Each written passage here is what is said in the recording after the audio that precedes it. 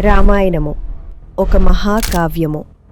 దానిని రచించినది ఆదికవి శ్రీ వాల్మీకి. రామాయణము, మహాభారతము, భాగవతము మనకు మన పూర్వీకులైన మహారుషుల నుండి లభించిన సాంస్కృతిక సంపద. ఈ ప్రపంచంలో తండ్రి, తల్లి, కుమారులు, అన్నదమ్ములు, భార్య ఆదర్శవంతంగా ఎలా ఉండాలో సవివరంగా తెలిపిన మహాకావ్యము రామాయణము.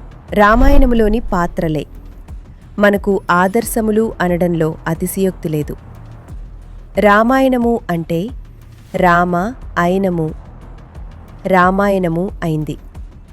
అయినము అంటే రాముని మార్గము అని అర్థము. రామాయణములో రాముడు ధర్మ మార్గంలో తాను నడిచి ఆ దారిని మనకు చూపించాడు. అదే రామాయణము యొక్క గొప్పతనము. వీడియో నచ్చితే లైక్ చేయండి, షేర్ చేయండి. మన ఛానల్ని సబ్స్క్రైబ్ చేసుకుని పక్కనే ఉన్న బెల్ ఐకాన్ మీద క్లిక్ చేయండి. నెక్స్ట్ వీడియోలో మళ్ళీ కలుద్దాం. Thanks for watching.